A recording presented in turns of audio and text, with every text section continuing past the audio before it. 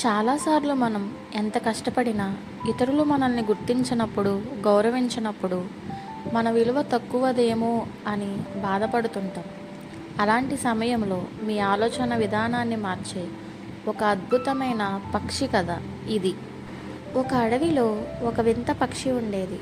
దానికి మిగతా పక్షుల్లా కాకుండా మెరిసిపోయే బంగారు ఈకలు ఉండేవి. ఒకరోజు ఆ పక్షి కాకులతో స్నేహం చేయాలని వాటి గుంపు దగ్గరకు వెళ్ళింది. కానీ కాకులు దాని రంగును, అందాన్ని చూసి అసూయపడి దాన్ని వింతగా చూస్తూ దూరం పెట్టాయి. దానికి అక్కడ ఎలాంటి విలువ దక్కలేదు. తరువాత ఆ పక్షి కోకిల దగ్గరికి వెళ్ళింది.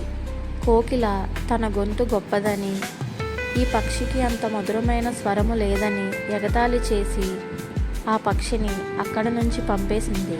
ఆ పక్షి, నాకు అందమైన ఈకలు ఉన్నా లాభం లేదు, నా జీవితానికి విలువ లేదు అని ఏడుస్తూ ఒక చెట్టుపైన కూర్చుంది. ఆ సమయంలో హంసలరాజు ఆకాశం నుంచి వెళుతూ ఈ పక్షిని చూశాడు.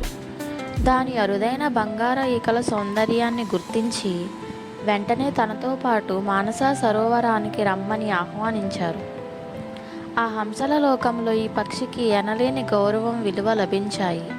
ఎందుకంటే అక్కడ ఉన్న వాటికి దాని విలువ, నిజమైన విలువ తెలుసు. మిమ్మల్ని తక్కువ చేసి చూసే చోట మీ విలువ నిరూపించుకోవడానికి ప్రయత్నించి మీ సమయాన్ని వృధా చేసుకోకండి. మీరు ఒక వజ్రం లాంటి వారు. అద్దం ముక్కలు ఏరుకునే వారికి వజ్రం విలువ తెలీదు.